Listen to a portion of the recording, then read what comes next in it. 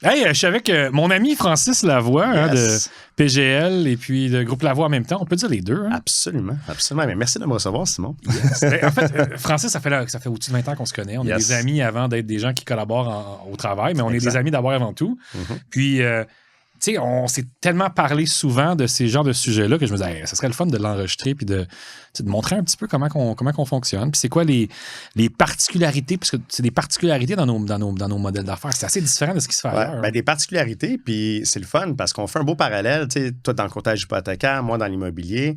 Puis il y a beaucoup de similarités dans ce qu'on va faire comme modèle, toi et moi, là-dedans. Fait que ça vient quand même intéressant de ce côté-là puis aussi. On est quand même dans les rares. Là. On va s'entendre que c'est moins fréquent les modèles, que ce soit, mettons, Groupe Lavoie ou que ce soit PGL versus ou à Point Hypothèque, par exemple, que les modèles classiques là, de gens qui s'en vont solo puis qui débutent avec rien puis qui vont tout bâtir de A à Z. Là. On est l'avenir. On est en train de faire la révolution, man. Mais ça fait longtemps qu'on se le dit que c'est une manière de travailler qui est totalement différente. Ça t'est venu de où, toi? En fait, tu as commencé avant moi là-dedans. Comment ça t'est venu de où, cette idée-là? Comment tu as fait pour te dire, aïe, c'est vraiment une super façon de travailler. Ouais. Ben en fait, d'abord, avant tout, j'ai commencé comme un courtier classique, solo, chez Remax. Puis je regardais les meilleures façons de pouvoir développer ma business. D'abord et avant tout, c'est ça qui s'est passé. Puis j'ai fait face à plusieurs obstacles tout le long du parcours. Puis une des choses, c'est sûr, d'abord et avant tout, c'est que tu peux être le meilleur courtier du monde entier, mais t'es rien si t'as pas de clients. Fait que d'abord et avant tout, c'était comment réussir à générer de la business. Puis tout le processus que j'ai fait pour moi-même, ben c'est ça après ça que j'ai appliqué pour les autres. Fait que dans le fond, d'abord et avant tout, j'ai compris comment fonctionnait le marketing. Donc, devant bien appliquer des stratégies de mise en marché de marketing pour faire en sorte d'attirer un maximum de clients vers moi. Puis à un moment donné, une fois que tu en as trop, ben là, c'est là que le système d'équipe est entré en jeu. Parce qu'on est en mesure de pouvoir offrir de la business automatique, régulière à différents courtiers immobiliers sans avoir à trop se casser la tête à faire de la prospection puis à chercher son prochain client. Puis ça, je pense que c'est quelque chose qui est extraordinaire dans le domaine parce que, on s'entend que quand tu regardes tout ce qui est méthode que moi j'appelle les méthodes traditionnelles, le old school way ou les anciennes méthodes, ben c'est principalement, puis il y en a encore beaucoup d'agences qui vont enseigner à faire ça parce qu'il n'y a pas d'autres techniques qui ont disponibles pour leurs nouveaux courtiers qui commencent, ben c'est soit de la prospection ou c'est soit de travailler sur tes références. C'est vraiment les deux gros piliers de sources de clients. On va prospecter, on va faire de la prospection, comme ça, moi, ça ne coûte rien, mais on va passer du temps à chercher des clients ou on va travailler sur notre sphère d'influence, on va travailler sur les gens qu'on connaît pour pouvoir aller chercher des références. C'est drôle parce que quand tu dis ça, moi, ça me fait penser à la plupart des gens, ils ont de la difficulté à imaginer c'est quoi la journée typique, par exemple, d'un courtier immobilier ou d'un courtier hypothécaire. Ouais. Ils vont peindre une image de la personne qui a du succès, qui est en train de travailler dans ses dossiers. Mm-hmm. Mais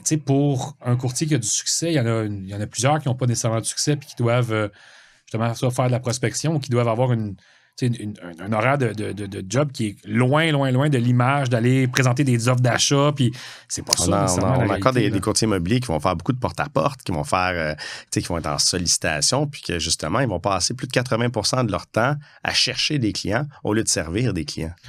Ça fait une énorme différence dans ta rentabilité puis du service que tu es capable d'offrir aussi à ta clientèle. Ben, c'est fou parce qu'à ce moment-là, c'est là qu'on voit que la plupart des gens qui s'en vont dans ces industries-là, ils s'en vont pour le plaisir, en fait, de servir des clients. Ouais. D'arriver avec des idées, des stratégies, le fait d'accompagner du monde aussi, parce que ça, c'est extrêmement stimulant. Ouais. Mais il y a beaucoup de travail administratif ou marketing ou de communication ou de conformité ou de travail. Il y en a beaucoup du travail qui est un peu hors de ce temps-là passé avec les clients qui est le temps le plus stimulant possible. Ben, quand tu regardes l'historique là, je vais parler pour le courtage immobilier, puis c'est peut-être la même chose qui s'est passé dans le courtage hypothécaire. Mais quand tu regardes, au départ, le courtier immobilier, il y a plusieurs années de ça, une quarantaine d'années, il était employé. Il était employé d'une entreprise. Puis l'entreprise était en mesure de fournir de la clientèle, et ainsi de suite. Puis du jour au lendemain, ben, il y a eu un comment on appelle ça, quand il y a un disrupt dans le marché, je ne sais pas comment on va le dire en français, mais il y a eu une cassure dans le marché qui a été qui a permis d'évoluer dans une belle direction, parce que le courtier immobilier au Québec, par exemple, est devenu travailleur autonome. Donc là, on a dit au courtier, « Hey, tu es en mesure d'être ton propre patron, de faire 100% de la commission, let's go. » Fait que ça a été intéressant.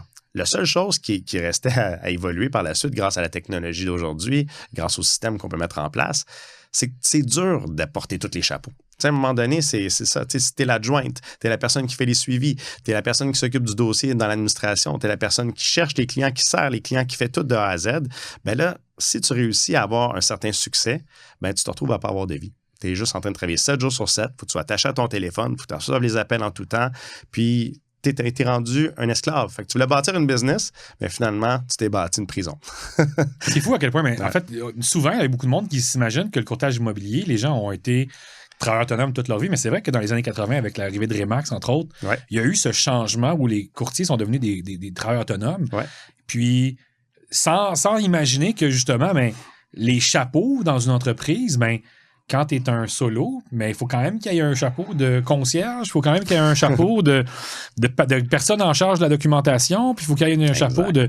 Puis ça, je pense qu'on le met peut-être pas nécessairement de l'avant. On oublie peut-être de le voir parce qu'on s'imagine que c'est uniquement les tâches qui sont les tâches essentielles qui vont être les tâches qu'un courtier immobilier ou un courtier hypothécaire vont faire. Puis, donc, on revient, t'as dit... La journée que j'ai eu trop de business, c'est là qu'il a fallu que je fasse autre chose parce que je peux pas travailler 7 jours sur 7, 128 heures par semaine. C'est ça. Au départ, tu es comme victime de ton succès. Hein? On travaille tellement fort pour bâtir notre entreprise, pour bâtir de la clientèle. Fait qu'au départ, tu es content. Tu as de plus en plus de clients. Tu te dis, waouh, ça va bien, c'est cool. On est dans une belle direction. Sauf qu'à un moment donné, tu te dis, attends une minute, là, on va faire ça de même pendant combien de temps? Tu sais, je m'assois avec des courtiers qui viennent voir notre nouveau modèle d'affaires, puis c'est pour ça qu'ils viennent s'asseoir avec moi. Ils sont comme, ça va bien, là. L'argent, j'en manque pas, j'en fais. Mais je vais faire ça encore combien de temps? Tu sais, j'entends des gens là, que tu te dis, wow, eux autres, ils ont une carrière de 20 ans devant eux au moins, là, à l'âge qu'ils ont, puis ils sont comme, moi, 3 à 5 ans maximum après ça. Puis tu vois déjà des stratégies de sortie qu'ils essaient de trouver parce qu'ils se disent, ça n'a pas de bon sens. Puis c'est de la belle argent qu'ils font, par exemple. On ne peut pas dire le contraire, mais justement, puis souvent, quand quelqu'un commence, puis on parle de qualité de vie, ils sont comme, oh, je comprends ce que tu veux me dire, qualité de vie, mais c'était tellement important parce qu'il faut que ce soit quelque chose qui est soutenable à long terme. Sinon, tu fais juste brûler la chandelle par les deux bouts. Tu fais quoi comme système pour pouvoir y arriver? Puis moi, c'est ça que j'ai vécu. Tu sais, j'étais super content. Je passais, exemple, de 150 000, puis grâce à mes stratégies de marketing, en une seule année, j'ai monté à 330 000 de revenus. Mais là, je savais que si je voulais continuer de cette façon-là, puis de maintenir un revenu intéressant, puis après ça, l'augmenter, ben je vais juste... Tu sais, à un moment donné, tu fais comme, je fais quoi? Est-ce que je veux vraiment augmenter mon revenu? Si j'augmente mon revenu, ça va vouloir dire travailler plus fort. Moi, ce que j'ai fait, c'est que j'ai mis un système en place pour que plus que j'allais augmenter en revenus, plus que j'allais augmenter en transactions, bien, moins que j'allais avoir besoin de travailler. C'est ça que j'ai dit que je voulais créer, puis c'est ça que j'ai créé, c'est ça que ça a fait. Écoute, veux pas, moi, ça m'a inspiré beaucoup dans ton parcours. Moi aussi, m'a inspiré parce que ce qui m'a vraiment marqué, c'est le nombre de gens de qualité qui sont arrivés dans nos industries puis qui n'ont pas réussi à coller dans l'industrie. Ils sont arrivés puis qu'ils ont essayé 1 an ou 2 puis que finalement, il a fallu qu'ils quittent et qu'ils retournent, par exemple, à leurs anciennes affaires parce que, on va s'entendre, nos industries c'est des industries qui dévorent, en fait, des candidats parce que c'est dur là, de vraiment réussir puis de s'établir. On a tendance à sous-estimer à quel point c'est difficile de s'implanter à long terme. Oui, parce que tu regardes quelqu'un qui va faire le cours de courtier immobilier. Premièrement, le cours s'est beaucoup amélioré pour le développement des compétences du courtier immobilier, pour tout le côté légal, et ainsi de suite. T'sais, on a fait des belles avancées au travers des dernières années. Puis il y a même une petite formation sur le plan d'affaires qu'ils vont faire durant le cours et tout ça. Mais ça reste pareil que quand tu arrives sur le marché, tu vas faire quoi pour développer ta business? T'sais? Puis moi, justement, pour ça, j'ai décidé d'écrire un livre, justement, qui va sortir dans les prochains mois, pour pouvoir aider ces gens-là à pouvoir avoir un roadmap pour dire, OK, qu'est-ce que je vais faire pour développer ma business? Comment que je vais réussir à développer mes affaires? Parce que, tu sais, je regarde, moi, ça me rajeunira pas. Ça fait quoi, 22 ans que je suis dans le domaine? Puis sincèrement, dans ma classe, là, dans mon cours de courtier, je pense qu'il en reste peut-être 1 ou 2 de plus que moi. C'est tout. Tous les autres ont arrêté. Fait que, tu sais, j'ai pas les chiffres exacts, mais d'après moi, au bout de 10 ans, tu as 60. J'avais déjà vu des statistiques dans le temps de la CAIC, fait que j'ai pas les statistiques d'aujourd'hui, mais ça doit être 60 à 80 % des gens qui quittent la profession après 10 ans. Non, c'est fou. En fait, moi, à l'époque, puis les courtiers hypothécaires, c'était les petits frères. Là, c'était comme ceux qui passaient un peu en dessous du radar. Ouais. Moi aussi, j'avais pris mon cours à l'époque de la CAIC. C'était agent immobilier hypothécaire. Hein, il n'y avait pas de cours de courtier hypothécaire. Puis dans le cours, il n'y avait absolument aucune mention d'hypothèque. Fait qu'on sortait de là. on n'avait jamais parlé d'hypothèque de nos jours. Aujourd'hui, les formations vont donner le langage. Ouais. Ils vont donner une base avec laquelle commencer. Mm-hmm. Mais ça reste que les gens qui sortent de l'école ne sont pas nécessairement encore totalement équipés à comment je fais pour maintenant rester. Parce que j'ai l'impression que nos industries, c'est des industries où est-ce que c'est facile d'accéder. On va s'entendre, ça prend pas... un doctorat pour... Ça prend pas un doctorat pour devenir courtier immobilier ou de courtier hypothécaire. C'est quand même assez accessible, mais la difficulté n'est pas de rentrer justement au cours, c'est de réussir une fois que tu as ce diplôme-là. Exact. Puis justement, en fait, tu as commencé à développer dans un modèle d'équipe. En fait, tu sais, tout ce que j'ai développé, ça a toujours été par challenge. C'est d'abord et avant tout, on venait de parler juste avant du marketing. Bon, c'était quoi? J'avais le challenge que je voulais avoir des clients puis que j'étais tanné de faire du cold call puis du porte-à-porte. Fait que j'ai trouvé des stratégies de marketing pour amener de la business vers moi puis faire en sorte que je puisse avoir un flow constant de clients qui rentrent dans l'agenda puis des rendez-vous bookés dans l'agenda sans arrêt. Ça a été la première étape que j'ai réussi à élucider comme mystère en regardant ce qui se faisait de mieux dans l'Amérique du Nord. J'ai été me promener, voir des conférences, exemple de Greg Proctor ou d'autres, où ce que Floride, Californie, ainsi de suite, où ce que je me promenais un petit peu partout. Puis c'est là que j'ai commencé à mieux comprendre, oui, la lead generation, mais comment bien le faire pour l'avoir au coût le plus bas possible, avoir les leads les plus qualifiés possible, puis surtout comment avoir des bons systèmes en place pour bien les convertir en rendez-vous qualifiés, ces gens-là. Puis après ça, c'est sûr qu'il faut que tu sois capable, une fois que tu as le rendez-vous, de bien les convertir, ces prospects-là, en clients puis en transactions. Fait que tout ce processus-là, il y a tellement d'endroits où ce que tu peux... Que justement, que l'eau peut couler et qu'elle peut sortir, il faut que tu t'assures de bien tweaker chacune des étapes pour être sûr de vraiment passer d'avoir un bon lead de bonne qualité, pas cher, à une belle transaction rentable puis qu'il y a un bon retour sur investissement dans tout ce processus-là. Fait que ça a été la première chose que j'ai dû avoir à régler. Puis ça, c'est sûr que on se cachera pas que le concept de lead generation puis de reverse marketing va aider énormément à pouvoir faire ça. Mais c'est bien beau d'acheter des leads. Mais justement, après ça, il faut qu'il soit converti en rendez-vous. Ça prend le système. En fait, sans le système, c'est comme mettre du gaz dans quelque chose qui n'a pas de moteur. C'est ça. Veux pas, c'est un peu ça. Acheter des leads, c'est la matière brute, mais après ça... Tu fais quoi avec? Comment tu fais pour l'organiser dans le temps? Parce qu'il y a quand même aussi ce phénomène de temps-là. Des fois, la transaction, elle ne sera peut-être pas immédiatement, elle va peut-être se faire dans 3 mois. C'est pas comme si, je sais pas, moi, tu achètes quelque chose, tu achètes des menthes, tu veux convertir tout de suite. Exact. C'est rare que tu vas magasiner des menthes pendant 3 mois. Si je vois l'annonce, je parle, là, tu cliques là. Mais tu sais, acheter une maison, renouveler son hypothèque, c'est des trucs que tu fais à l'avance qui peuvent prendre du temps. Je magasine un chalet, je sais pas quand est-ce que je vais le faire. Il y a du temps là-dedans. Puis justement... C'est comme j'aime bien dire aux courtiers, acheter, c'est un processus, c'est pas un événement. C'est pas quelque chose, c'est pas quelque chose d'instantané. Fait qu'exact, c'est un processus pour te rendre là. Fait que tu sais, t'as des gens qui vont être prêts à passer à l'action. Qui peuvent être intéressants à générer ces genres de prospects-là parce qu'ils sont prêts à vendre maintenant. Là, ils vont rencontrer 3-4 courtiers, tu vas être en compétition avec les autres. On peut penser aux ventes pour le propriétaire, aux expirés, ces choses-là. Mais tu as aussi ceux qui sont au début du processus, où ce que là, tu n'as pas de compétition avec personne. Ouais. On parle de cycles de transactions qui sont lents. Ça, c'est quand même de quoi que j'aime vraiment tout le temps parler parce que quand je regarde, mettons les dossiers en cours, mettons d'un de mes courtiers. Ouais. Je regarde, mettons que le courtier a 20 dossiers en cours. Moi, ce que j'aime regarder, c'est quand le contact initial. Dans ces 20-là, c'est pas 20 dossiers de la semaine passée. Il y en a qui traînent, il y en a qui ça fait peut-être 6 mois le premier contact, il y en a qui ça fait peut-être 1 an, 2 ans, 3 ans. On bâtit une clientèle dans le temps. Fait que versus, mettons, des gens qui sont dans des industries où est-ce que c'est très rapide. Je pense, par exemple, mettons, la vente automobile. Les gens qui sont en vente automobile, la transaction, il y a des bonnes chances qu'elle close maintenant. Le client est motivé, il veut s'acheter une voiture. C'est là que ça se passe. En immobilier et en hypothèque, ça peut prendre des mois, des années. C'est un autre mindset. Donc, ça prend un système qui est extrêmement fort pour faire ça. Oui, parce qu'on ne se cachera pas. De notre côté, j'achète pas puis je vends pas de maison. On offre un service. Quand tu as un auto à vendre, tu es là pour pouvoir closer ton client à vendre le produit. Nous, on n'est pas là pour le convaincre d'acheter cette maison-là. On est là pour pouvoir lui offrir un service. Donc, le seul endroit où on a convaincre le client, c'est de travailler avec nous et non pas d'acheter maintenant ou de vendre maintenant. C'est de choisir nos idées, c'est de choisir notre accompagnement, de choisir notre présence, de choisir la nature de notre service, c'est notre personnalité, mais c'est aussi comment on explique les choses.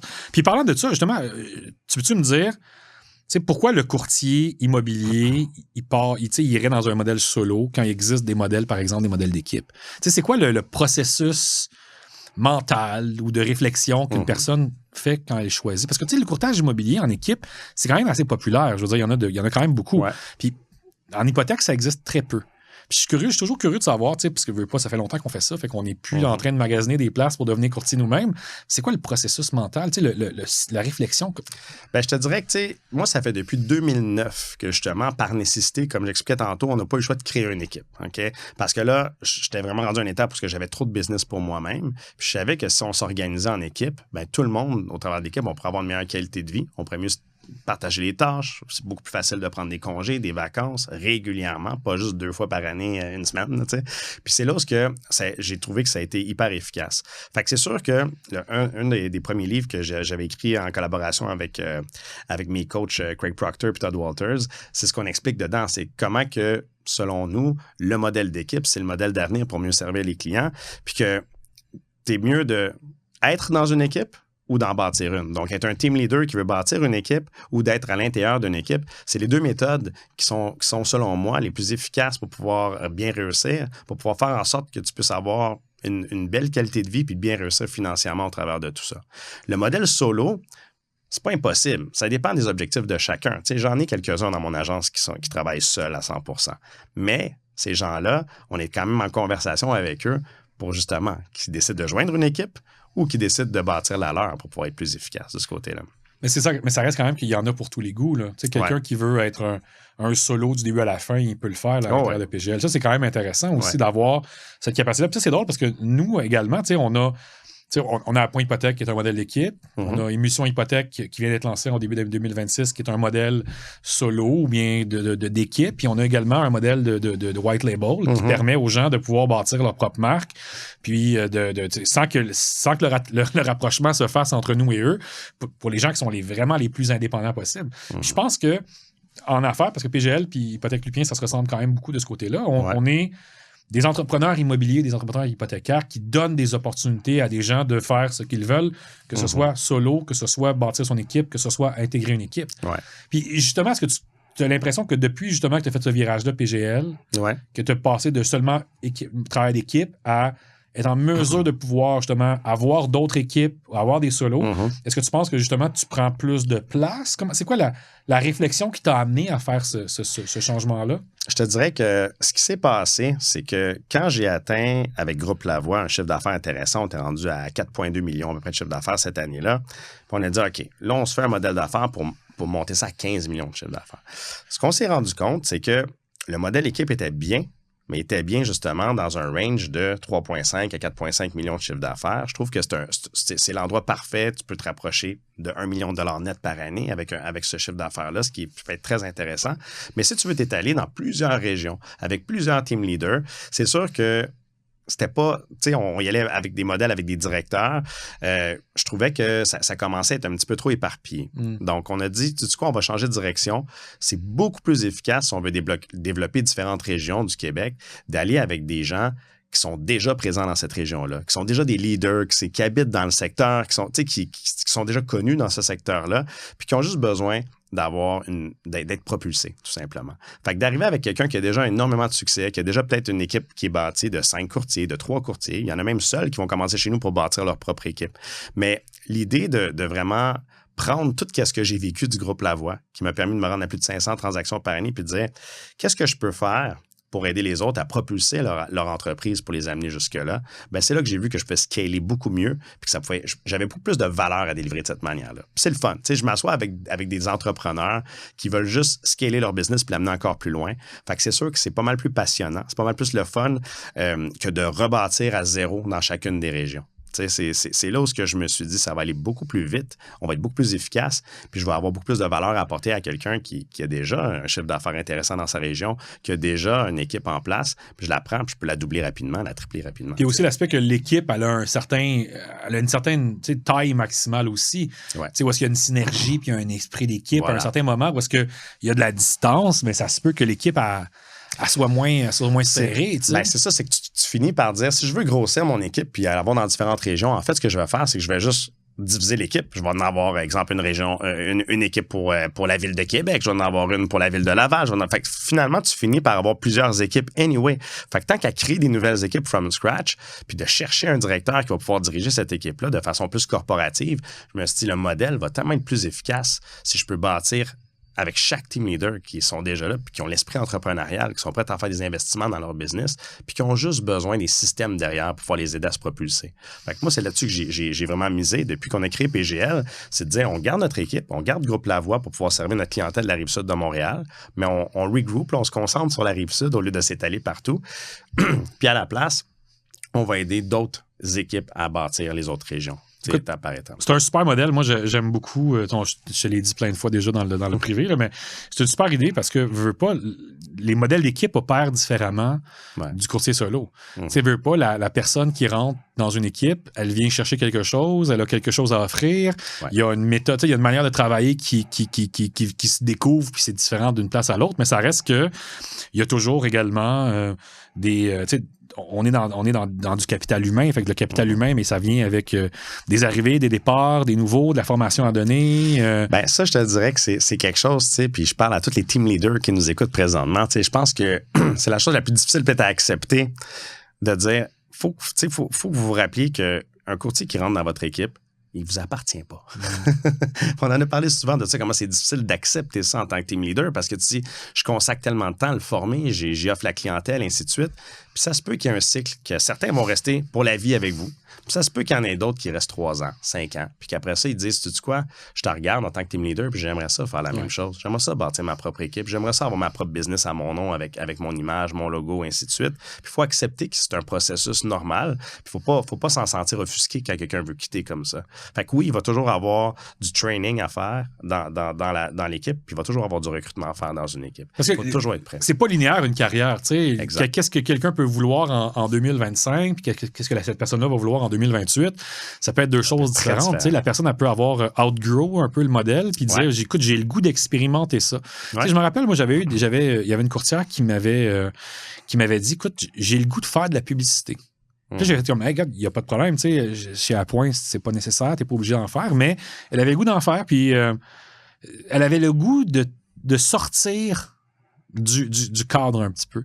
Parce que c'était quelque chose qu'elle sentait qu'elle manquait peut-être. Fait que, je comprends ça. Je me remémore souvent cette histoire-là. Finalement, mais la courtière, elle n'a pas aimé ça, faire de la publicité, c'est correct. Mais elle avait le goût de l'essayer. Parce que quand tu es un solo ou une solo, tu as tout à faire. On s'entend, il n'y a pas un seul plan d'affaires qui fonctionne en immobilier ou en hypothèque. Tu peux essayer n'importe quoi. Il y a plein de niches, il y a plein d'approches, il y a plein de façons différentes d'aller chercher. Il y a plein de casseurs. Avec les médias sociaux, c'en est preuve aujourd'hui. Il y a plein de manières différentes de s'adresser à des clients potentiels. Puis des fois, on a le goût de faire autre chose. Fait que je le comprends très bien. Puis j'invite le monde qui sont dans des équipes à le comprendre que des fois, on change. Des fois, au contraire, on peut avoir été solo pendant 20 ans puis se dire, hey, je trouve que j'ai mis beaucoup d'énergie dans ça, puis j'aurais le goût juste de me consacrer sur les choses qui me plaisent le plus. Moi, ça, c'est des discours que j'entends souvent. Ce que j'aime, c'est d'être devant des clients. Puis ce que j'aime, c'est de parler avec des clients, puis c'est pas de courir après. Puis à ce moment-là, c'est des gens qui deviennent des candidats très intéressants pour rentrer dans une boîte comme Appoint Hypothèque. Mais c'est ça, parce que, tu sais, quand tu y penses, au niveau de toute entreprise, si tu te rappelles je pense dans le E-Myth qui parlait de ça, tu sais, les 3 chapeaux. Entrepreneur, le technicien, manager. Gestionnaire. C'est ça, exactement. Fait que tu vas voir aussi en le faisant, c'est où tu es le plus passionné. C'est quoi qui t'allume le plus? Est-ce que tu as plus le chapeau? Tu sais, on s'entend on porte les 3 dès le départ, mais est-ce que tu es plus la personne qui est visionnaire, qui veut développer des nouvelles stratégies, des nouvelles technologies, qui veut toujours regarder en avant, recherche et développement, qu'est-ce qu'on fait pour pouvoir aller plus loin? Ça, c'est l'aspect entrepreneurial. Est-ce que tu es plus la personne qui est sur le terrain, qui adore, comme tu dis, rencontrer le client, de vraiment faire la rencontre avec la clientèle, de pouvoir traiter son dossier hypothécaire ou de traiter sa transaction immobilière? Là, tu es plus le technicien. Ou est-ce que tu aimes ça aussi, être entre les deux, puis gérer le tout, de regarder les KPI, de voir comment est-ce que tu peux améliorer tes différents taux de closing, ainsi de suite. Ou est-ce que tu vas être en gestion, tu vas encadrer des courtiers, tu vas t'asseoir avec eux, tu vas regarder comment ils vont, comment les aider. Donc, tu vas être vraiment plus dans la gestion. Fait que toutes ces choses-là, c'est des différents chapeaux à porter. Puis, pas parce que tu es un bon courtier immobilier que tu vas avoir envie de passer du temps en tant que gestionnaire ou que tu vas avoir envie de passer du temps en tant qu'entrepreneur. Fait que c'est important de se poser la question puis de ne pas le faire par ego non plus. T'sais. Puis de dire, justement, il y a des gens qui vont dire, you know what, moi, là, ce que j'aime, c'est d'aller signer un contrat de courtage achat ou un contrat de courtage vente puis de travailler avec mon client. C'est ça que j'aime, c'est ça que je veux. Ben lui, il va peut-être être plus efficace dans une équipe. il va peut-être être plus efficace parce que justement, il n'aura pas à se badrer du marketing, il n'aura pas à se badrer de booker ses prochains rendez-vous, de tout l'aspect administratif. Des investissements aussi, c'est intéressant. Dans une équipe, tu n'as aucun investissement à faire, c'est tout le team leader souvent qui va prendre le risque financier pour pouvoir générer cette business-là. Ça paraît, là, ça fait un gros impact. Souvent, moi, j'aime dire que, mettons, quand tu fais du courtage, mettons, hypothécaire dans une équipe, tu vas faire à peu près 30%, 35% des tâches qu'un courtier hypothécaire solo va faire. Puis les tâches que tu vas faire, c'est des tâches qui sont essentielles, non délégables, que ce soit la relation avec la clientèle, que ce soit les recherches, la stratégie, les trucs qui sont le fun. On va s'entendre. C'est les choses que... On parlait de travail de technicien, mais quand tu es dans le courtage hypothécaire, j'espère que tu aimes ça, penser stratégie financière. Parce que si tu es là juste pour le marketing, tu es peut-être mieux de vendre des t-shirts sur Internet. Je veux dire, il y a peut-être beaucoup de choses qui sont plus facilement scalables que ta personne dans des services hypothécaires ou dans des services immobiliers. Mais ça reste que les autres tâches, c'est des tâches qui sont justement délégables, qu'on est en mesure de pouvoir optimiser en système à grande échelle, puis c'est une espèce de pooling de ressources en commun. Puis ça m'étonne. J'aime faire le parallèle avec ça. Quand un courtier vient dans une équipe, moi, ce que je leur dis, c'est on fait de vous des chirurgiens de l'immobilier. Le chirurgien, il n'est pas là à répondre au téléphone, à prendre. Il y a quelqu'un, il va avoir l'anesthésiste qui va endormir le patient, et ainsi de suite. Il va être là juste pour pouvoir faire l'opération. C'est un petit peu la même chose. Tu es dans une équipe, tu vas pouvoir passer tes heures à faire ce qui est vraiment le plus rentable pour un courtier, c'est de faire l'opération de courtage immobilier. C'est vraiment c'est drôle, hein? On a toute l'utilisation d'images de même. Moi, j'aime bien l'utilisation du restaurant. C'est que tu arrives, tu es dans un restaurant, mais si tu fais juste cuire la finale puis faire le dressing des assiettes, c'est pas toi qui fais le service aux tables, c'est pas toi qui fais à la plonge, c'est pas toi qui fais le service au... C'est un peu ça. L'idée là-dedans, c'est de voir que une business en immobilier ou en hypothèque, c'est comme un resto, t'as comme des tâches en tabarouette. Puis plus tu te spécialises, mais plus tu deviens excellent dans ce que tu vas faire, mais tu vas choisir aussi, puis c'est ça que les systèmes d'équipe permettent de faire, ça permet de choisir ce que tu as le goût de faire. J'adore ton image, parce que c'est vrai qu'il n'y a personne qui remettrait ça en question pour un restaurant. Dire non, moi, tu sais quoi, je préfère tout faire. Puis il y en a des petits restaurants que oui, en effet, c'est la même personne qui va servir, qui va cuisiner, qui va faire la plonge, mais on le sait que c'est bien plus efficace de diviser les tâches. C'est comme ça qu'on peut scaler puis avoir une business qui dépendra pas à 100% de toi. Pourquoi, il faut se poser la question, pourquoi tu décides d'aller dans le courtage hypothécaire? Pourquoi tu décides dans le courtage immobilier? Tu peux en avoir une job, là, bien payée. Tu avais les qualifications peut-être ailleurs pour avoir une bonne job. Peut-être tu as déjà une bonne job aussi. Mais c'est ça. Fait que, quand tu t'en vas dans le courtage, est-ce que c'est quelque chose qui t'intéresse de juste avoir une job que tu vas être... Tu vas, au lieu de faire 40 heures, tu vas faire 80 heures semaine, puis tu ne pourras jamais arrêter, puis tout dépend de toi, puis que quand tu es en vacances, tu es obligé d'avoir ton cellulaire en tout temps. Est-ce que c'est ça que tu veux? Je pense qu'il y a une meilleure façon de faire les choses. Puis c'est pour ça que la plupart des gens dans leur évolution chez nous, même s'ils commencent solo, puis que pour l'instant, ils veulent rester solo, ben on va les aider à avoir plus de clientèle d'abord et avant tout. On va les aider dans leur système pour qu'ils puissent avoir plus de rendez-vous qui vont rentrer, puis ça se fait instantanément. Dans une semaine ou deux, ils commencent à avoir des rendez-vous qui rentrent dans l'agenda, même s'ils travaillent seuls, même s'ils ne sont pas en équipe. Parce que c'est eux qui vont investir les fonds pour pouvoir avoir cette business-là au lieu que ce soit leur team leader. Mais à ce moment-là, dès que ça va commencer à avancer et qu'ils sont contents de leur succès, ben c'est la conversation que j'ai avec eux, de leur faire réaliser maintenant, ça va te servir à quoi cet argent-là de plus? Qu'est-ce que tu veux faire? C'est quoi tes rêves? C'est quoi tes passions? Sur quoi tu veux passer du temps avec les gens que tu aimes, avec ta famille? On va pouvoir t'aider à bâtir tranquillement quelque chose qui va dépendre de moins en moins de toi dans l'évolution. J'ai une question un peu tricky à te poser parce que je sais que moi, j'ai commencé en 2015 avec des courtiers. C'est-à-dire que j'ai été courtier solo pendant des... solo, je dis solo, mais j'étais avec mon frère. Là, mais en 2015, on a commencé à avoir des courtiers dans notre équipe. Puis, je me rappelle que c'était pas bien vu. Moi, je me rappelle que j'ai vécu des conversations très malaisantes avec des gens qui avaient des préjugés envers le modèle d'équipe qui se disaient... c'est pas des vrais courtiers ou c'est pas... Tu sais, comme si l'image du vrai courtier, c'était le solo qui faisait tout de A à Z. Puis j'ai l'impression des fois que ces préjugés-là, ils sont tenaces. Tu sais, comme si... Alors que c'est pas vrai. Je veux dire, moi, je suis à 100% derrière l'idée que le courtage, c'est de faire du courtage, c'est de servir un client. C'est pas de savoir si c'est toi qui payes la jointe ou pas ou c'est toi qui payes pour ça change quoi, là? Ça change absolument rien. Là. Exactement. Mais il y a comme ce préjugé-là. Est-ce que tu sens encore ces préjugés-là ou tu... Je te dirais de moins en moins parce que, tu sais, les équipes, moi, quand j'ai commencé en 2009, mon équipe, écoute, je me rappelle pas, il y avait vraiment pas beaucoup d'équipes. S'il y en avait. Ouais.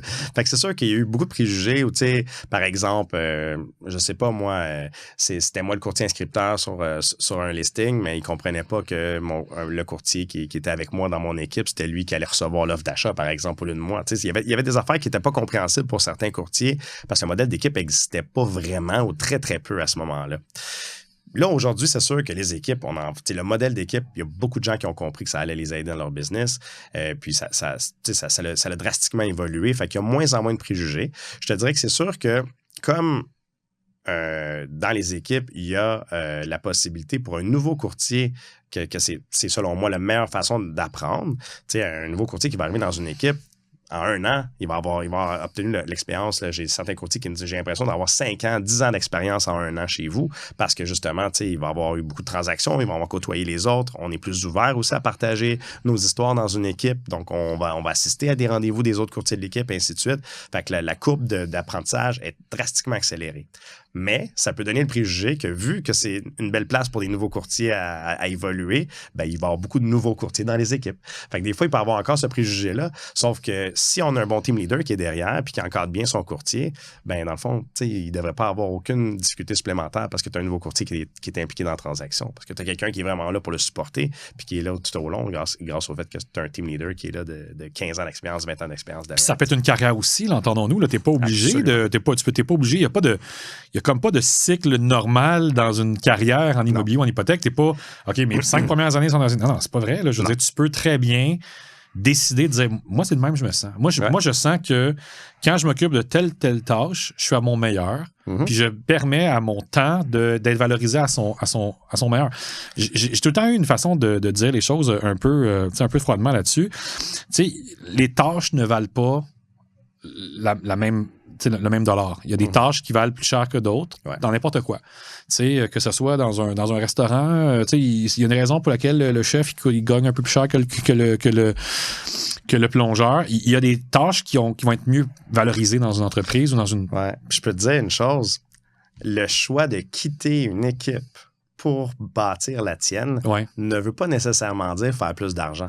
La très grande majorité du temps, ça va peut-être être même moins d'argent que tu vas faire au départ pour quelques années parce que bâtir une business, bâtir une équipe, ainsi de suite, tu as beaucoup de dépenses là, à mettre en place qui fait que quand tu regardes ça, moi, j'ai certains courtiers qui sont super contents d'avoir parti leur propre équipe, après avoir quitté mon équipe, qui ont bâti la leur. J'ai des gens qui ont quitté mon équipe, qui ont resté dans mon agence, bâtir leur équipe, mais j'en ai d'autres qui ont quitté mon équipe, qui ont été bâtir leur équipe dans d'autres agences parce que je ne l'offrais pas dans le passé, puis là, ils sont revenus chez nous. Fait que ça, c'est super valorisant quand tu as des anciens qui disent « You know what? Maintenant que tu l'offres, j'aime pas mal mieux ton système, je m'en viens chez vous. » C'est toujours très flatteur. Mais dans leurs premières années, quand ils ont fait ce switch-là, ils ne faisaient pas plus d'argent, ils en faisaient moins, puis ils travaillaient 2 fois plus fort. Parce qu'au départ, encore une fois, tu es en train de faire une start-up. Puis il y a des gens qui vont rester dans une équipe forever. Pourquoi? Parce que justement, c'est extraordinaire. Là. Quand tu as la chance d'avoir des bons leads de qualité, des bons rendez-vous qualifiés dans ton agenda, puis tu en as 3, 4 par semaine comme ça pour nous. Toi, c'est beaucoup plus dans le comptage hypothécaire. C'est fou. Là. Toi, c'est 25. 25, c'est une semaine pas trop pire. Là. C'est ça, tu sais. Il y en a des fous qui en prennent des fois 40 par semaine. 40 par semaine. C'est un autre monde, l'hypothèque et l'immobilier. Mais tu sais, en fait, ce qui est drôle, c'est que tantôt, tu as dit, tu te lances en affaires, tu as besoin d'amener du temps, tu as besoin d'amener du cash. Ouais. Mais tu sais, dans les équipes, tu n'as pas besoin d'amener du cash, tu as besoin d'amener du temps. Ouais. Puis tu sais, veux pas, c'est là que tu dois comparer. Puis je pense que chaque personne a à se poser la question, qu'est-ce qu'elle a le goût d'amener, qu'est-ce qu'elle a le goût de bâtir, qu'est-ce qu'elle a le goût de faire. Puis tu sais, fondamentalement, il faut être sur son X. Ouais. Fait que tu sais, c'est important. Puis moi, s'il y a une chose que je veux dire aujourd'hui, c'est que être un courtier dans une équipe ou être un courtier solo ou être un team leader, c'est la même affaire. Ça s'égale en termes de comment on se sent. Tu ne te sens pas meilleur si tu es un team leader que si tu es dans une équipe ou si tu es un courtier solo. Tu te couches le soir, tu as servi des clients, tu as aidé du monde, puis tu te réveilles le matin, puis c'est la même chose. Donc, il n'y a pas de valorisation autre. C'est-à-dire que quelqu'un peut s'épanouir, peu importe le rôle qu'il a choisi de prendre. Puis ça, c'est important de dire que les préjugés envers des courtiers qui sont dans des équipes ou qui sont des solos versus des gens qui sont des teams, il faut qu'on arrête ça. Il faut qu'on arrête ça parce qu'on n'est pas en train de se comparer. Là. Je veux dire, à la fin de la journée, c'est quoi on est-tu courtier hypothécaire, on est-tu courtier immobilier? OK, good, parfait. Le reste, la manière qu'on le fait, Exactement. C'est pas important, ce point-là. Non. Puis, justement, là, chez PGL, le fait d'avoir... Tu sais, parce que le concept important, c'est d'aider des team leaders à bâtir leur équipe, de prendre des solos également. Mais en fait, c'est ça qui est intéressant, c'est que de notre côté, moi, c'est pas compliqué. Tu sais, j'ai vécu tellement d'obstacles quand j'ai bâti mon équipe que je me suis dit, qu'est-ce que je peux faire comme système pour aider les autres à pouvoir bâtir la même genre de business, mais 10 fois plus rapidement.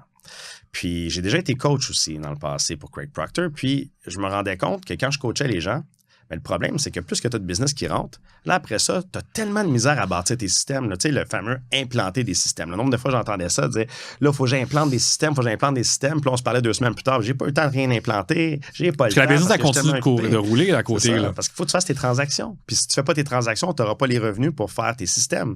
Fait que c'était toujours le fameux dilemme de qu'est-ce que je fais. Tu sais, est-ce que je recule de 2 pas au niveau de mes revenus, au niveau de mes transactions pour avoir le temps de mettre mes systèmes en place pour mieux avancer après. Puis c'est ça qui faisait qu'il y avait plein de blocages. Fait que je me suis assis, puis j'ai commencé à regarder toutes ces choses-là, puis je me suis dit, qu'est-ce que je peux faire? Je vais propulser ces équipes-là. Fait que ce que je vais faire, c'est que je vais fournir les services. Donc, carrément, au lieu de juste te montrer comment le faire, ben, je vais te fournir les services pour pouvoir t'aider à bâtir ces choses-là en place. Fait que ça soit autant pour toutes les campagnes de marketing, de lead generation, on s'en occupe pour toi. Fait que tous les leads sont générés grâce à nous. Ensuite de ça, ils sont textés par l'intelligence artificielle pour être qualifiés. Si le rendez-vous n'a pas été fixé par l'intelligence artificielle, on a un centre d'appel qui va appeler tous ces leads-là pour les convertir en rendez-vous directement dans l'agenda du team leader et ou de ses courtiers. Fait que de cette façon-là, on est en mesure de pouvoir mettre une machine à clients en place pour un team leader pour dire, OK, à partir de maintenant, tu as besoin de plus de courtiers pour pouvoir gagner une indépendance, pour pouvoir avoir un système qui dépend de moins en moins de toi. Mais pour que des courtiers soient intéressés à venir travailler chez vous, il faut être de la clientèle à leur offrir. Fait que là, on a une machine complète de clients qu'on branche directement. C'est un turnkey. Il fait juste nous dire go, swiper sa carte de crédit, puis après ça, tout se déclenche. Puis on fait en sorte d'avoir une machine à générer des clients pour son équipe. Fait que de cette manière-là, c'est hyper efficace. Mais on n'aide pas juste le team leader. Tous les mardis à 10h, on a une formation pour leur équipe. Fait qu'en plus de les aider à générer toute la business pour leur équipe, en plus d'avoir des formations pour nos team leaders puis des one-on-one avec moi, bien, je suis en mesure de pouvoir les aider, bien sûr, à recruter des courtiers dans leur équipe parce qu'on a une machine de recrutement. Puis en plus de ça, je suis en mesure de pouvoir former leurs courtiers. Fait que autant on a un système d'intégration courtier, donc une formation complète en ligne que le courtier va pouvoir suivre pour pouvoir être à jour dans tous les systèmes, puis bien comprendre comment convertir ces rendez-vous-là qu'on leur génère en clients, en contrat de courtage, achat, vente, puis en vente. Mais en plus de ça, tous les mardis en direct à 10h, ils vont pouvoir soit être en personne ou en ligne avec nous. Fait que tous les courtiers de chacune des équipes dans toute la province sont formés directement par moi ou par un de nos experts chez nous pour faire en sorte de les aider à se développer. Fait que le team leader, là, on y débarrasse de tellement de tâches de cette façon-là qu'il peut vraiment se concentrer à encadrer ses courtiers puis closer les deals. Écoute, c'est sûr que moi, on a des business qui sont très semblables. Ouais. On va s'entendre. Veux pas, j'ai eu le même parcours d'une certaine façon. Tu arrives et tu te dis, le modèle d'équipe, c'est quoi la suite après? Comment tu fais pour justement parler aux gens qui sont peut-être pas nécessairement intéressés à faire partie d'une équipe, mais qui sont intéressés à en bâtir une ou qui veulent être solo. Fait que moi, j'ai eu exactement ce même processus de réflexion pendant des années. Tu sais, pendant les années justement où tu as mis ça en branle, moi aussi, c'était de mon bord. Tu te dis, attends un peu là. J'ai de la valeur ajoutée. Je suis capable de générer. J'ai bâti des systèmes au fil des années. J'ai des outils qui fonctionnent. Maintenant, comment je fais pour les changer? Puis ça, je pense que c'est de l'entrepreneuriat pur qu'on parle là, présentement. Là. C'est l'entrepreneur qui a dit, attends un peu, là, je peux aller plus loin que d'avoir seulement une équipe. Je peux aider d'autres à bâtir une équipe. Et ça, c'est comme un step assez gros. Là. Je trouve ça. Puis encore une fois, au même titre que tu ne deviens pas un courtier dans une équipe à team leader nécessairement pour des raisons d'argent. Je pense que c'est la même chose dans ce cas-là. De passer de team leader, d'avoir une seule équipe à dire « OK, je veux scaler dans la province », tout ça, c'est pas nécessairement pour l'argent qu'on va le faire parce que on s'entend que les frais à un courtier indépendant vont être tellement moindres comparé à ce qu'on peut faire pour un même courtier qui est dans une équipe. Fait que c'est pas pour des raisons monétaires, c'est vraiment pour une raison de passion de dire « Plus je vais délivrer de la valeur dans le marché, ben regarde, plus qu'on va pouvoir faire avancer la profession. » Puis on a des modèles qui fonctionnent. Pendant que tu as des gens qui sont dans les modèles traditionnels, que quand ils arrivent là, tout ce qu'ils font, c'est de chercher des méthodes, des manières d'aller chercher de la business. Puis les gens qui sont en place pour pouvoir les aider, ils ne pratiquent absolument rien sur le terrain qui fonctionne. Ouais. Nous, ça marche. On a l'équipe qui fonctionne. Fait que c'est beaucoup plus facile de dire, regarde, oui, il y a telle affaire qui fonctionne depuis le début, mais il y a telle autre chose qui fonctionnait avant qui ne fonctionne plus maintenant. Il y a telle nouvelle chose comme l'intelligence artificielle qui nous aide énormément à mieux closer. Fait que vraiment d'arriver avec des modèles comme les nôtres puis de dire, regarde, voici ce qui marche aujourd'hui chez nous. Puis, hey, en passant, j'ai testé ça hier, puis ça fonctionne encore mieux. Donc, appliquez-le tout le monde. C'est un niveau qui n'existe pas présentement dans le marché. C'est pour ça que quand tu regardes, exemple aux États-Unis, on ne se cachera pas, mais exemple, regardez l'action, exemple, de certaines agences immobilières publiques qui a droppé depuis 85% ou des choses comme ça. On voit que le modèle traditionnel, il est de plus en plus difficile à maintenir. Donc, on est vraiment rendu dans des modèles à maturité qui sont en train d'être complètement transformés. C'est comme les blockbusters de ce monde qui sont en train d'être remplacés par des gens comme nous qui appliquent la nouvelle technologie à un autre niveau. T'sais. C'est drôle parce que ça m'amène à deux trucs en même temps. Là. La première chose que je voulais dire, c'était que quand tu as quitté justement Remax, tu étais un des rares qui faisait ça, qui sortait des grandes bannières traditionnelles. J'ai moi-même quitté Hypothécaire à un certain moment. Puis aussi, c'était comme hors des grandes bannières, point de salut. Ça se passait comment? C'est ça, il y a beaucoup de monde qui était... Moi, je me rappelle, il y avait un notaire qui m'avait dit écoute, ça n'a pas d'allure de faire ça. Je veux dire, comment tu vas faire? Puis tu survivras pas. Puis au contraire, en fait, ça nous a fait grandir, ça nous a fait totalement nous transformer, mais c'est là que c'est une des preuves que, au contraire, on n'a pas nécessairement besoin d'avoir ce puissant nom derrière nous pour que ça fonctionne, parce que, tantôt on l'a dit, ce qu'on met en valeur, c'est nos perspectives, c'est nos idées, c'est notre présence, c'est notre temps, c'est notre service. C'est ça qui... Puis ça, veut pas, mais c'est ton brand personnel. Puis forcément, ton brand personnel, il doit être plus grand que le brand de la bannière derrière. Absolument. Puis j'ai beaucoup de respect pour ces différentes bannières-là, même si je parle de modèles traditionnels ou d'entreprises à maturité. J'ai beaucoup de respect autant pour les bannières, qu'est-ce qu'ils ont bâti, puis pour plusieurs personnes qui travaillent encore dans ces bannières-là. La seule chose, c'est que, justement, il y a comme une ancienne mentalité qui persiste encore, qui est pas là du tout dans la clientèle, qui est juste là dans les courtiers immobiliers où ce que le brand a un impact sur le choix du courtier. Mais c'est la même chose dans le courtage hypothécaire. Les gens, ils veulent être bien servis. Donc, you are the brand. C'est toi qui fait la marque. Donc, les gens, ils choisissent le courtier immobilier, ils choisissent le courtier hypothécaire, puis ça ne changerait rien que tu sois chez Multiprêt ou whatever else. Ça ne changerait rien pour le client. Ce qu'il veut, c'est d'avoir un bon service, puis il veut savoir qu'est-ce que tu vas faire pour pouvoir bien m'aider. Comment, what's in it for me? C'est juste ça qui est important. Puis c'est pas parce que je vois un ballon ou que je vois un logo d'une bannière hypothécaire sur une bande de hockey ou avant un téléroman que je vais pouvoir mieux vendre la propriété ou que je vais pouvoir mieux te servir. Puis les gens sont conscients de ça. Fait que oui, c'est bien d'avoir une bannière reconnue, mais c'est pas quelque chose qui va avoir un impact dans le choix du client envers son courtier. Non, mais je pense que c'est important de le souligner, comme quoi que le marché bouge, nos industries se transforment, il y a des nouvelles manières de travailler, puis on est seulement au début, là, la IA commence tranquillement pas vite à devenir présente, on n'a pas encore gratté comme le début de ce que ça va faire, mais qu'il y a ces changements-là sont en train de se faire, puis que veut pas les modèles plus anciens, ben, ils vont avoir à se transformer également. Fait que c'est pas, je pense que c'est intéressant d'avoir à en parler. Moi, je veux dire, la raison pour laquelle j'ai évolué également dans l'idée de... Moi, je croyais tellement au modèle d'équipe qu'en hypothèque, il n'y en a pas beaucoup des gens qui travaillent au modèle d'équipe que je me suis dit, on va le brander, on va faire de quoi de vraiment, vraiment chouette.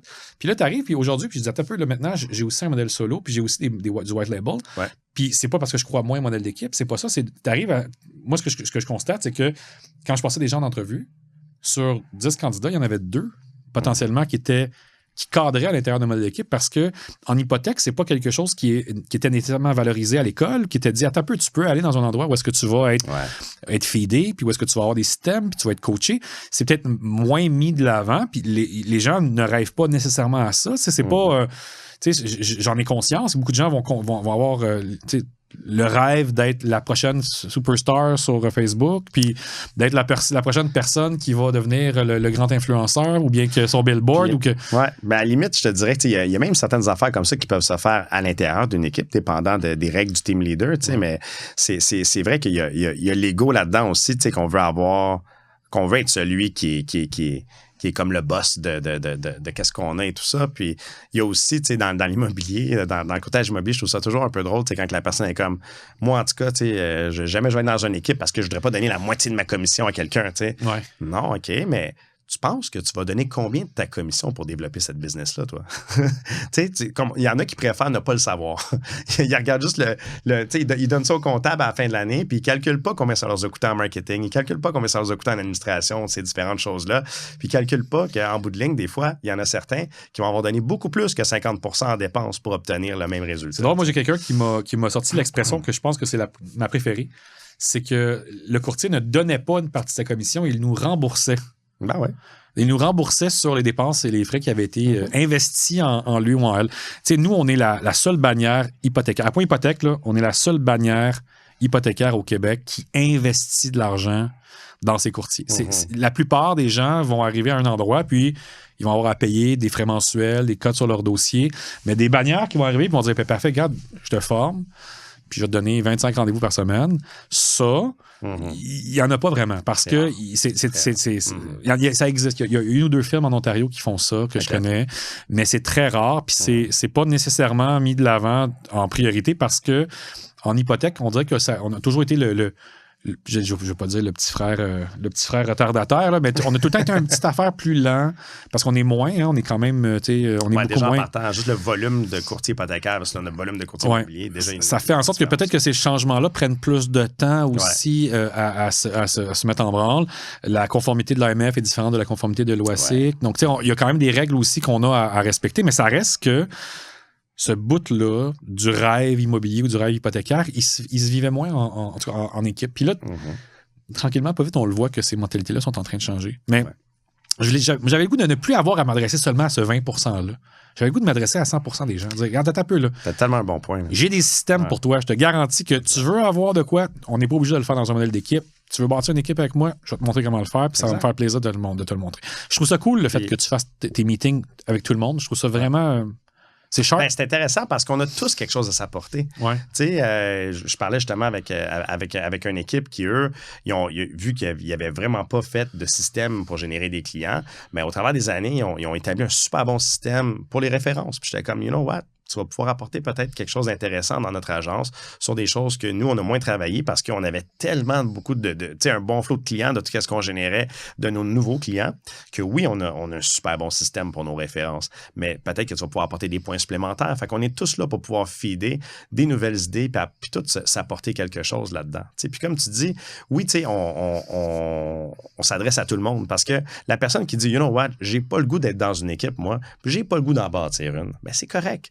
Tu sais, tu peux rester solo. Oui, je pense que c'est mieux d'être dans une équipe ou d'en bâtir une, mais si tu es chez nous toute seule, en solo, ben, tu vas quand même avoir une meilleure business que si tu es solo ailleurs parce que je vais t'aider à générer ta clientèle. Ouais. Je vais pouvoir te supporter. Disponible, c'est exactement. Je vais pouvoir te supporter dans tous les aspects de la business, que ça soit, à un moment donné, tu es un petit peu trop surchargé. On a les adjointes administratives disponibles qu'on charge à l'heure. Comme ça, tu n'as pas besoin de casser la tête en engager une, la former, puis d'être pris avec le risque dans les moments où tu en as moins de besoin de la payer quand même à temps plein. T'sais. Fait que c'est toutes des petites choses comme ça qu'on peut supporter de plein de manières.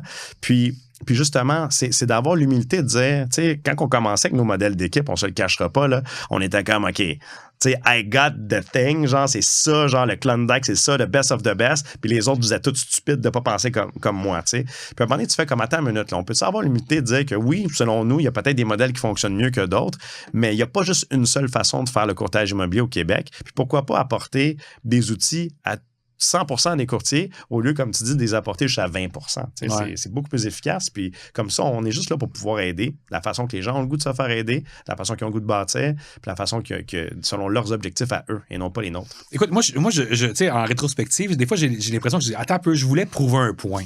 J'ai l'impression que je voulais prouver un point que le courtage... C'est l'ego, là. C'est l'ego à 100%. Je voulais prouver un point que raison. Le courtage hypothécaire en équipe, ça existait. Ouais. Là, aujourd'hui, tu arrives, c'est un peu...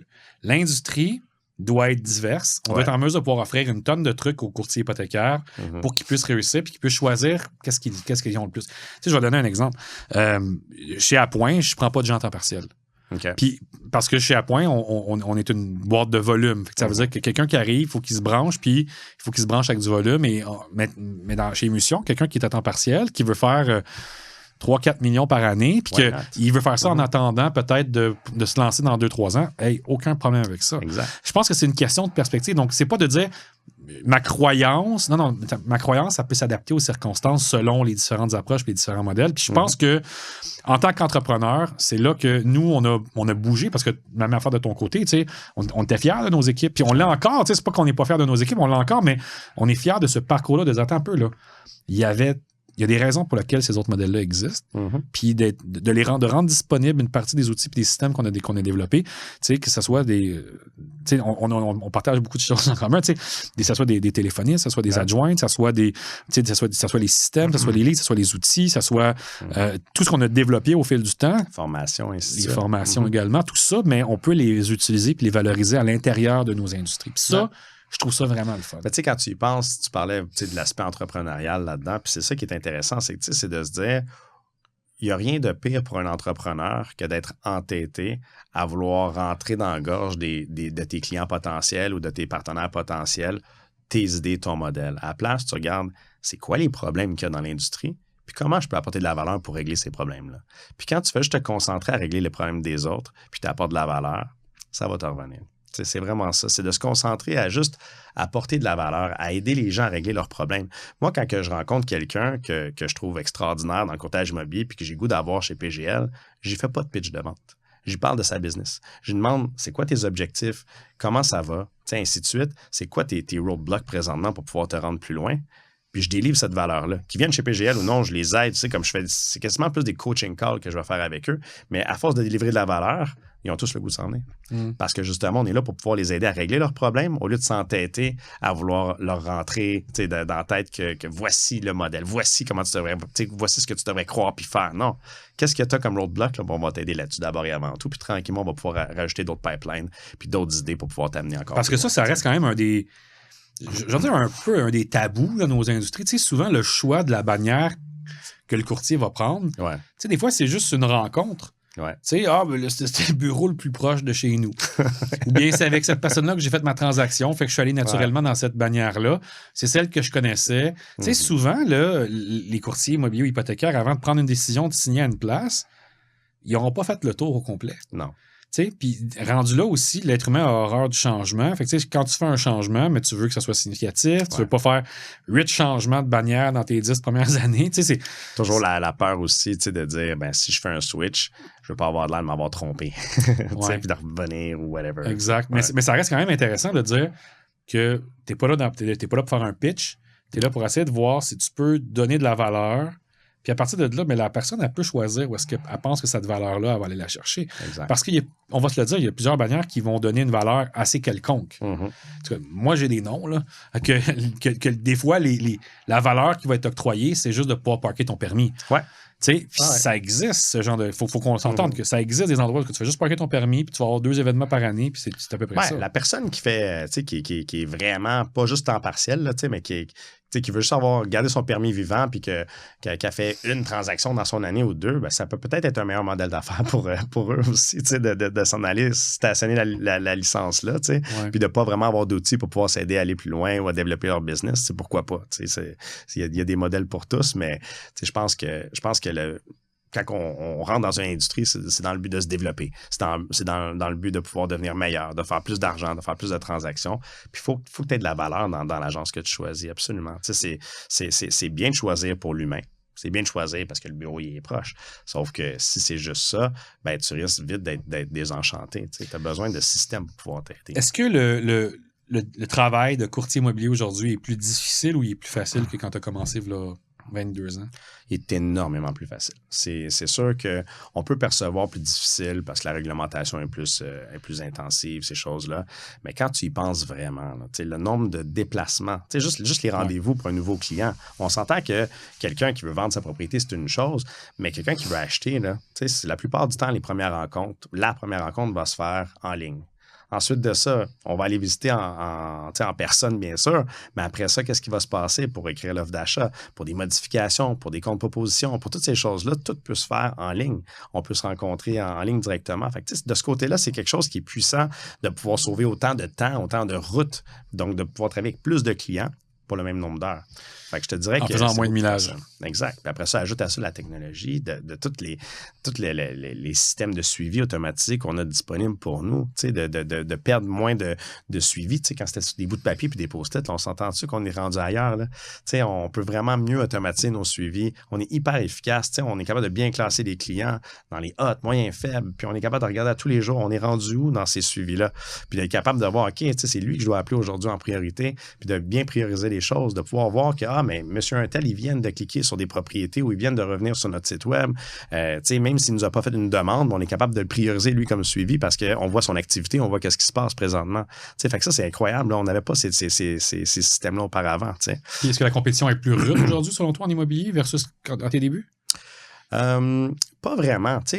Encore aujourd'hui, il y a des gens qui peuvent être surpris quand il y a un modèle qui arrive, comme dans le temps, il y a quelques années, du Proprio, puis on a vu que ça n'a pas pris plus que 3-4 des parts de marché, 5 dans certains endroits. UB qui est arrivé, où c'est juste un modèle où au lieu d'avoir un support d'un team leader puis de donner 50 de ta commission, ben là, à la place, tu vas être seul puis tu vas diviser ta commission en deux pour avoir le client puis compétitionner. Mais ça revient toujours à la même chose. Est-ce que tu as des modèles qui vont être là pour pouvoir délivrer de la valeur, pour pouvoir bien t'aider à te développer. Puis tu as d'autres modèles qui vont être là en compétition. Quand tu me parles de compétiteurs, ben, je le vois, il y a toujours un nouveau modèle qui va arriver qui va soit charger moins cher ou qui va faire en sorte que toi, tu baisses ta commission pour pouvoir avoir les clients. Ça peut être aussi la qualité des individus. Tu trouves-tu qu'il y a une meilleure qualité de courtier immobilier aujourd'hui qu'à tes débuts, par exemple? Drastiquement, oui. Ça, c'est énorme, la différence. On ne veut pas la formation continue. Il y en a qui trouvent ça gossant, tout ça, mais c'est important. C'est important d'avoir une formation continue. C'est important d'avoir des formations de qualité. Puis, les clients sont tellement plus informés qu'auparavant. On s'entend qu'ils ont accès de plus en plus à l'information, ainsi de suite, que ce soit l'information sur les propriétés, sur le marché, sur le processus complet d'une transaction. Je veux dire, on peut avoir les réponses rapidement avec ChatGPT. C'est tellement puissant, tout ce qu'il y a de disponible maintenant pour le client qui est beaucoup plus informé qu'auparavant, que le courtier, il faut qu'il soit supérieur. Fait que oui, le courtier, moi, je trouve qu'il s'est amélioré drastiquement. Puis on peut être fier de ça au Québec. Parce qu'on a vraiment un système au Québec qui est aussi drastiquement plus évolué. Puis on est beaucoup plus compétent dans nos compétences que partout ailleurs en Amérique du Nord. Quand tu regardes les formations de courtier immobilier, tu arrives en Californie, puis la personne qui te sert au restaurant dit moi aussi, je suis courtier immobilier, puis je suis acteur en plus, puis en plus, je suis serveur. C'est comme ça, on sont tous courtiers, serveurs, acteurs. Ici, on n'est pas dans la même game. On a vraiment des courtiers qui, pour pouvoir maintenir ton permis, le coût que ça va coûter, la formation continue, la plupart, ça va être des gens justement qui vont devoir être à temps plein un jour ou l'autre s'ils ne sont pas déjà, parce que sinon, ils vont devoir quitter la profession. C'est vrai parce que dans l'hypothèque aussi, on a vu ce volet-là, en fait, la professionnalisation. Puis pas que les courtiers étaient moins professionnels, mais il y avait peut-être pas la même masse critique de courtiers. Puis il y avait peut-être pas non plus, en fait, une maturité dans le marché. Tu sais, par exemple, nous, quand j'ai commencé, il y a 18 ans, quand je posais la question, savez-vous c'est quoi un courtier hypothécaire? Je me faisais dire souvent non. Tandis qu'aujourd'hui, on se le fait dire beaucoup moins souvent non. Tu sais, il y a vraiment un changement de mentalité où est-ce que nous, ce qui est avantageux, c'est qu'on voit que les clients aiment faire affaire avec des courtiers hypothécaires. Aiment faire affaire avec des gens qui sont objectifs quand ils vont parler des différentes institutions financières et des différentes options, qui vont être en mesure d'être là dans le temps. T'sais, on va s'entendre que les banques, aujourd'hui, ont un roulement de personnel qui est assez important en succursale. Je ne sais pas c'est quand la dernière fois tu as mis les pieds dans une succursale, mais ça n'arrive pas si souvent que ça pour beaucoup de monde. Fait que tu arrives avec un modèle qui est un petit peu un modèle qui a de l'âge versus un modèle où est-ce qu'on a le vent dans les voiles au niveau de la présence, au niveau de la présence non seulement pendant la transaction, mais également avant puis après la transaction. Ça a vraiment donné un coup de barre au client, de dire quand un peu, moi j'ai aimé ce service-là, je veux continuer à faire avec ce service-là. Fait que ça, alors que le courtage immobilier, j'ai l'impression que c'est un peu plus vieux. C'était plus à maturité. Il y avait déjà comme, le monde se disait, j'ai pas vraiment d'autres options que de confier ma maison à un courtier immobilier, alors que pour l'hypothèque, il y a d'autres options que de passer avec un courtier hypothécaire. Mais nos chiffres quand même progressent. Ça, c'est quand même très, très positif. Mais ça reste que c'est le jour et la nuit quand même. Il y a vraiment eu des évolutions qui ont été marquantes depuis nos débuts de carrière respectifs. C'est ça. Fait que, même si la technologie se développe, même si l'intelligence artificielle va prendre une plus grande place dans nos services, on peut dire qu'en ce moment, justement, ça nous force à être à jour. Ça nous force à développer nos compétences. Ça nous force à offrir des meilleurs services à nos clients, puis de l'utiliser justement, cette technologie-là, de l'utiliser, cette intelligence artificielle-là, pour qu'on en fasse partie. Tu sais, il y a tellement d'outils que nous, on développe non-stop justement grâce à l'intelligence artificielle, puis on continue à en développer encore aujourd'hui. Puis, c'est justement là, c'est de ne pas se faire remplacer, au contraire, de l'utiliser pour être encore plus compétent pour nos clients. Tu sais. Moi, je suis ébloui, là, honnêtement, là, par ce qui s'en vient au niveau révolution, au niveau du travail. Parce que je pense que on va s'entendre là, que d'ici la fin de l'année, début de l'année prochaine, la plupart des early adopters vont déjà être là, puis vont déjà avoir une. Nous aussi, on travaille, on a des gros chantiers. Et ce qui est plaisant, c'est de savoir que les tâches récurrentes, les tâches répétitives et avec peut-être une présence humaine moindre, ces tâches-là vont devenir plus faciles à faire. Parlant de ça, c'est quoi tu penses l'avenir du courtage immobilier? Mettons, tu fais une projection dans 5 ans. Là, parce que 5 ans, déjà, c'est rendu loin maintenant. Là. Ben écoute, on a encore des doutes sur la survie de l'humain dans 10 ans. Oui. Mettons dans 3 ans d'abord l'immobilier. On ne sait même pas si on va survivre en tant qu'être humain. Fait que le courtage, on va voir. Mais ça, on regarde qu'est-ce qui va se passer dans les prochaines années. C'est sûr que de notre côté, on s'entend que la communication, les suivis sont énormément plus efficaces déjà avec l'intelligence artificielle qu'on a mis en place. Mais ce qui est intéressant aussi, c'est tout le processus qu'on va pouvoir, on va pouvoir tout va pouvoir se faire plus vite grâce à ça. C'est ça qui est intéressant. C'est quand tu es capable de parler avec ton agent d'intelligence artificielle, tu es capable de lui demander qu'est-ce que j'ai à faire aujourd'hui, puis envoie ça à un, puis envoie tel suivi à l'autre, puis juste verbalement de pouvoir dire crée-moi un site web aujourd'hui, puis qu'en 10 minutes, c'est fait, puis c'est réglé. Le nombre de choses qu'on va pouvoir faire, qu'on va pouvoir créer. Je parlais justement en route vers ici, j'étais en conversation avec un expert en intelligence artificielle qui est en train de nous proposer encore des nouveaux systèmes qu'on veut mettre en place. Puis, c'est débile. Il lui disait que ce qui prenait, exemple, 1 an avec 20 programmeurs dans le passé, il est capable de le faire en une journée toute seule aujourd'hui. C'est incroyable. C'est débile comment que ça évolue rapidement. Fait que c'est de réussir à avancer à vitesse grand V, puis de faire en sorte d'avoir des outils, des systèmes à offrir, autant nous en tant qu'agence pour nos courtiers que le courtier envers son client, des analyses de marché, des choses plus détaillées, plus efficaces. C'est comme le nombre de choses qu'on va pouvoir faire de plus grâce à ça, c'est extraordinaire. Fait que oui, ça peut faire peur. Oui, on peut être remplacé, puis oui, l'humanité peut être remplacée à un moment donné. C'est comme, mais d'ici là, amusons-nous, puis utilisons cette technologie-là à un niveau où ça va pouvoir juste toujours faire en sorte qu'on va avoir quelque chose de supérieur à offrir à notre client. Moi, ce que j'aime, c'est vraiment l'aspect humain. Je pense que l'aspect humain, mettons qu'on utilise la bonne vieille loi de Pareto, puis qu'on dit qu'il y a 80% de nos tâches qui sont hyper répétitives, mais il y a peut-être 80% de nos tâches qui vont être en mesure d'être mis de l'avant autrement, que notre temps va être mis de l'avant autrement. Peut-être que c'est notre humanité qui va rester encore plus pertinente. Donc, le temps passé à bâtir des vraies connexions, le temps passé à vraiment se préoccuper de nos clients. Je pense qu'on le voit déjà, ce besoin-là de la connexion humaine qui est plus présent que jamais. Parce qu'on est tellement attaché à nos appareils, il y a tellement une isolation des gens. Il y a de plus en plus de gens qui restent à la maison, ainsi de suite, avec tout ce qui s'est passé, le COVID, peut-être qu'est-ce qui va s'en venir avec le pétrole, on ne sait jamais. Mais c'est là où le besoin de connexion humaine y est là. C'est un besoin extrêmement important. Fait que dans un service, c'est encore plus important. Non, mais en fait, c'est quand même particulier parce qu'on disait à quel point que nos professions avaient changé avec le fait de travailler en virtuel. Mais ça reste que malgré ce virtuel-là, on a besoin de connexion. On a besoin de connecter encore plus. Fait que non, en fait, je suis intéressant. Je trouve ça le fun de t'entendre là-dessus. J'espère que tu n'as pas raison par rapport à la fin de l'humanité dans 10 ans. Mais je pense qu'on va vivre de grands chamboulements dans les prochains mois, prochaines années. Puis ce qui est le fun, c'est de savoir c'est que vous autres, vous êtes déjà en train de travailler là-dessus. Nous autres, on est déjà en train de travailler là-dessus. Le podcast va sortir après que j'aie fait certaines annonces. Déjà, ça va être pas pire. Mais, je pense qu'on n'a plus le choix d'être... On n'a pas le choix d'être à l'avant-garde. On n'a pas le choix d'être de prendre ces idées-là puis de dire, attends un peu, comment je fais pour m'améliorer comme entrepreneur? Comment je fais pour amener mon entreprise à devenir une meilleure entreprise? Comment je fais pour aider les gens qui sont dans mon entreprise à devenir meilleurs aussi? Puis, forcément, l'efficacité, la perte de temps, le gain de productivité. On parle souvent de productivité dans l'économie canadienne, comme quoi qu'on a des problèmes de productivité. Nous, un courtier hypothécaire, là, des tâches répétitives là, de gestion de courriel, de gestion de réponse rapide, ça peut être jusqu'à 40 de notre temps.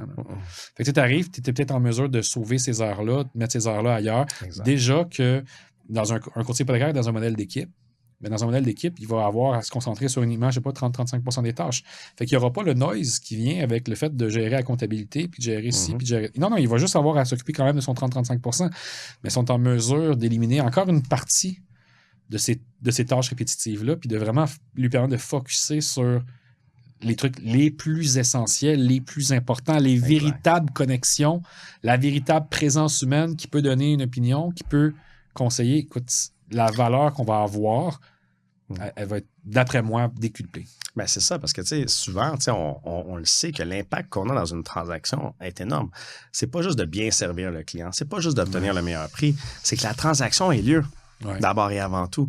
Souvent, c'est ça, puis même en collaboration aussi avec un autre courtier, qui représente le vendeur, l'autre l'acheteur, c'est de réussir à avoir réfléchi out of the box, puis de dire, justement, grâce à cette connexion humaine-là, grâce au fait que tu es capable de te concentrer là-dessus, puis que tu n'es pas occupé avec tout le noise en arrière, bien, ça fait en sorte que tu es capable de faire la différence entre une transaction qui va tomber versus une transaction qui va vraiment fonctionner, entre un financement qui va être refusé et un autre qui va être accepté parce que, justement, il va y avoir un travail qui va avoir été concentré, qui va avoir été bien fait par un humain derrière. T'sais. Ça, c'est quelque chose qui est vraiment...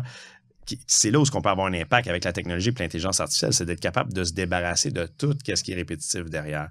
Le plus qu'on réussit à déléguer les tâches à la technologie ou à de l'aide humaine encore pour certaines choses, bien, le plus qu'on est capable de se concentrer sur le service qu'on offre aux clients puis le contact humain qu'on peut faire avec eux. Mais c'est fou pareil quand on se dit que, a priori, nos industries, c'est des industries dans lesquelles les gens sont solo à 100%, doivent absolument tout développer de A à Z.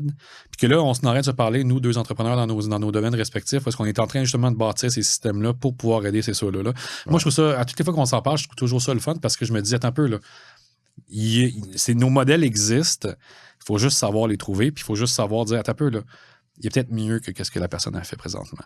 Moi, je le répète tout le temps, mais je suis tout le temps flabbergasté par le nombre de talents qui ont quitté notre industrie. Moi, ça me fait capoter parce que je me dis, si ces gens-là nous avaient connus... Si seulement ils savaient. Si seulement ils savaient, si seulement il y avait... Ou bien, tu sais, je l'ai entendu souvent, là, il est trop tard, je viens de brûler mon fonds de réserve, il faut que je me retourne travailler. Hey! Ouais, toutes les fois que j'ai entendu ça, là, ça m'énervait parce que on avait ce rêve-là, puis ce rêve-là, quand t'es laissé à toi-même, tu sais, je reviens souvent... moi, la formation que j'ai eue comme une journée de formation. Là, quand j'ai commencé dans le courtage hypothécaire, j'ai pas eu de cours hypothèque. L'hypothèque, ça n'existait pas. Puis j'ai eu à peu près une journée de formation. Après ça, il y a eu des formations. Il y a eu des rencontres quelques fois par année où est-ce que tu apprends, mais tu apprends sur le tas. Aujourd'hui, nous, c'est du courtage sous stéroïdes. Tu arrives, tu l'as dit tantôt, là, puis ça, c'est drôle parce que moi, j'entends la même affaire.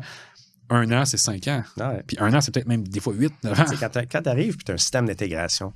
Quand l'entreprise prend un risque à te donner de la clientèle, ben ça vient avec le modèle d'affaires que tu dois être qualifié.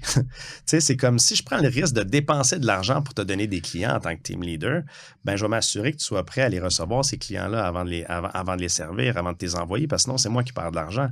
Fait que ça m'oblige à ce que tu sois un courtier de qualité. Ça m'oblige à te qualifier rapidement, facilement, puis d'avoir un vrai système d'intégration, puis une vraie formation continue non-stop, parce que l'entreprise prend un risque au travers de ça. Tu vas mettre sur un sujet qui est le fun, en fait. C'est quoi les qualités, en fait, que tu recherches chez un courtier immobilier? C'est quoi, mettons, les bonnes qualités d'un courtier immobilier? C'est quoi un bon courtier immobilier? Je suis curieux de ça. Ben, bonne question. Écoute, c'est sûr que ça dépend toujours de quelle façon est-ce qu'on en parle. Est-ce qu'on parle d'un team leader, un courtier solo, un courtier qui fait dans une équipe? Mais si je peux amener, mettons, des points communs à tout ça, c'est surtout, d'abord et avant tout, quelqu'un qui est capable d'avoir une bonne éthique de travail, quelqu'un qui est capable de pouvoir aussi avoir une régularité dans ses efforts. Parce que des fois, on va voir des gens qui vont être très motivés, mais qui vont être très motivés une semaine, l'autre semaine d'après, ils font rien. Ils vont avoir travaillé très, très fort avec leurs clients, sont inefficaces dans leur suivi la semaine suivante. Donc, on veut avoir des gens qui sont capables de développer cette discipline. Donc, l'éthique, c'est en lien avec la quantité d'efforts. Ouais. la régularité, l'assiduité, la constance. Ah ouais. L'assiduité, la constance. Tu sais, on est là aussi pour supporter les gens dans leur motivation. On veut pas avec les formations qu'on fait et ainsi de suite pour que... Puis de montrer aux team leaders comment bien encadrer leur courtier aussi à chaque semaine pour vérifier qu'est-ce qui se passe. Qu'est-ce que tu as fait dans ta semaine? Tu sais, je parlais avec certains courtiers l'autre jour. Tu sais, je disais, vous voulez faire du 100, 150, 200 000 par année dès votre première année dans le courtage immobilier, mais je regarde, exemple, ta liste de suivi de la semaine passée, puis je vois que tu n'as pas été hyper efficace autant que tu aurais dû. Mais tous les matins, tu te serais levé pour... Tu sais, un salaire de 150 000 en tant qu'employé, tu te serais levé à tous les matins de la semaine, puis tu as eu un travail à faire dès ton heure 1. Bon, bien, chez nous, c'est encore plus efficace. Tu n'as pas besoin de chercher des clients, tu n'as pas besoin de prospecter. Tu as juste besoin d'ouvrir ton CRM, puis de contacter tes clients que tu as déjà rencontrés, que tu as déjà signé un contrat de courtage, achat ou vente avec eux, puis t'assurer de bien les servir. Donc, tu sais, c'est d'avoir des bons systèmes efficaces pour pouvoir, justement, bien encadrer ces courtiers-là. Puis, pour répondre à ta question, ben oui, la constance est extrêmement importante. D'avoir faim, d'avoir envie de pouvoir développer. Tu sais, il y a des gens qui vont venir dans le domaine avec des mauvaises... des préjugés, dans le fond, tu sais, qui vont penser que, écoute, je calcule ça vite de même, je fais 3-4 ventes par année, puis je vais être correct. Tu sais, ils pensent de s'acheter un ticket pour ne pas avoir besoin de travailler pour faire de l'argent. Ben, c'est pas le cas. Ouais. Il va falloir travailler. Ça, c'est sûr. Le behind the scenes, il est costaud. Ben, il y a de la job en masse. Là, il y a beaucoup de travail à faire. Tu sais, quand on parle d'une liberté, oui, il y a une liberté. Oui, il y a des congés. Oui, il y a une qualité de vie. Puis oui, il y a des belles vacances que tu vas pouvoir te prendre. Mais quand tu vas travailler, par exemple. En fait, une des choses que moi, je trouve qui est intéressante à dire, c'est que tu as à apprendre à devenir un travailleur autonome aussi. Ouais. Tu dois apprendre à il y a un coût à la liberté. Il y a un coût à la... Non, mais tu sais, pas. Moi, c'est drôle quand il y a des gens que je rencontre la première fois puis qu'on parle de travail autonome puis que le monde font comme OK, tu dois avoir... Tu peux prendre congé quand tu veux. Ouais. Je dis, attends un peu. Non, c'est quand je peux parce que tu as comme des obligations, des responsabilités. Puis, tu sais, veux pas le fait d'avoir ces obligations-là puis ces responsabilités-là, ça fait de toi une personne qui est un doer. Ouais. Tu sais que donc je le dois le faire. C'est pas parce que je me le suis fait dire. Parce que je sais que je dois le faire. Ben, je décide que c'est un devoir pour moi de le faire si je veux atteindre mon objectif. Tu sais, souvent, c'est ça qui arrive, c'est que tu peux être ton tu sais, être travailleur autonome, avoir sa propre business, ça peut être quelque chose d'extraordinaire. Puis tu peux être ton pire patron aussi. Tu sais, tu peux vraiment être le pire là-dedans parce que c'est facile de justement de ne pas avoir la discipline. C'est facile de... S'il n'y a pas personne qui regarde ce que tu fais, quand personne te regarde, justement, ben c'est ça qui fait la différence entre le succès et l'échec la plupart du temps. C'est qu'est-ce que tu fais pendant que personne te regarde. Ouais. Fait que, tu sais, est-ce que tu fais vraiment les choses que tu n'es pas obligé de faire? Tu sais, les fameuses tâches qui sont importantes, mais non urgentes, qui sont faciles à reporter au lendemain. C'est ça, des fois, qui va bâtir ton entreprise. C'est ça qui va bâtir ta clientèle. C'est ça qui va te développer. Fait que ça fait pas de toi quelqu'un qui est obligé de travailler comme un fou 7 jours sur 7, 90 heures par semaine. On est capable de faire nos systèmes selon un horaire convenable puis d'avoir une belle qualité de vie. Mais encore faut-il que dans cet horaire convenable-là, tu fasses les efforts puis tu fasses les choses qu'on te demande de faire. Puis, c'est drôle, mais en fait, on dit souvent, tu sais, nous autres, on dit souvent comme je vais le dire, là, en hypothèque, on peut travailler 40 heures semaine. Mais c'est 40 vraies heures. Voilà. C'est-à-dire que tu n'es pas derrière ton écran pendant 40 heures, c'est pas ça qui compte comme du travail. Ou tu n'es pas physiquement dans ton... C'est pas ça. Non. C'est la productivité que tu vas avoir. Comment tu vas faire les choses. Puis après ça, la qualité du travail va vouloir dire autre chose. Tu sais, il y a des choses que tu ne peux pas améliorer en vitesse. Puis il y a des choses que tu peux améliorer en vitesse. Hey, je vais te donner un autre de mes images. Moi, j'aime bien parler avec des images. Ben, tu sais, je fais une maudite bonne sauce à spaghetti, OK? Un ragoût bolognais, là. Tu m'as jamais fait goûter à ça. Ben non, mais une prochaine fois, regarde. Ça prend 4 heures à cuire. Okay. C'est long, hein, s'il vous plaît, tu sais. Puis tu peux pas cheaper ça. Il faut que ça cuise pendant 4 heures de temps. Mais couper tes oignons, ça peut te prendre 8 minutes par oignon. Mais si tu es vraiment productif, peut-être que ça va te prendre 13-14 secondes par oignon. Ouais. Tu sais, tes gains de productivité, tu dois savoir où les mettre. Donc, il y a des choses que tu ne peux pas cheaper. Il y a des choses que tu dois donner le temps. Bon point. Mais il y a des choses que tu dois t'améliorer.